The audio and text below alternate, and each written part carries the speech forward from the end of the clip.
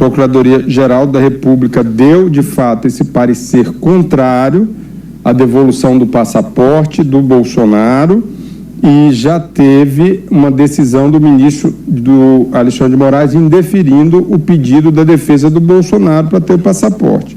Diante disso, você teve depois o Bolsonaro indo para a embaixada da Hungria, ali no movimento de refúgio político. Porque essa é uma investigação gravíssima. É uma investigação de tentativa de golpe de Estado, com depoimentos seríssimos de um brigadeiro que era comandante do Exército, de um general que era comandante do Exército. Então, a situação do Bolsonaro é, de fato, delicada do ponto de vista, por isso, a decisão de apreensão do passaporte. Boa noite, senhoras e senhores. Hoje é 29 de março de 2024, são 19 horas. E a decisão da Procuradoria-Geral da República e do Supremo Tribunal Federal de negar a devolução de passaporte pedida por Bolsonaro para viajar a Israel pela segunda vez se soma à situação de o STF, agora juntamente com a Procuradoria-Geral da República, estarem analisando medidas restritivas adicionais contra o Bolsonaro por ele ter se evadido de território nacional por 2 dias sem avisar. Vamos entender que o Bolsonaro, ao sair do território brasileiro, ingressando numa representação diplomática de outro país, sem avisar o STF, ele se colocou em situação que, em tese, permitiria que ele ficasse fora do alcance da lei brasileira.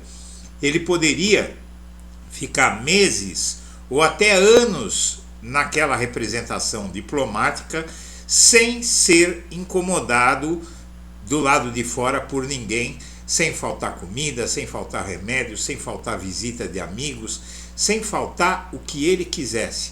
Bastava para isso que o governo estrangeiro que o acolheu na embaixada concordasse que ele ficasse lá indefinidamente.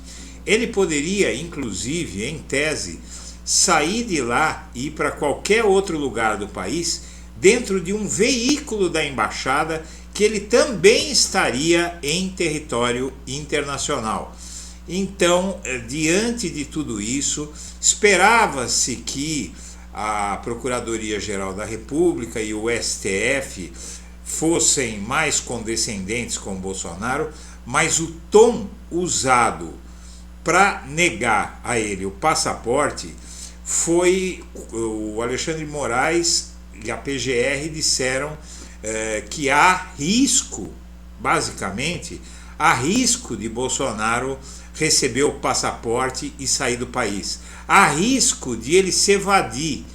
E isso significa que eles enxergam que o Bolsonaro, ao ir se abrigar em uma representação diplomática estrangeira, ele basicamente estava sinalizando que ele pode fazer isso outra vez. Então, a possibilidade agora de ele sofrer medidas restritivas adicionais, como prisão preventiva ou uso de tornozeleira ou obrigação de se apresentar semanalmente à justiça, tudo isso passa a ser muito mais possível agora. Isso se soma ao quadro político que já começa a se desenhar contra o Bolsonaro.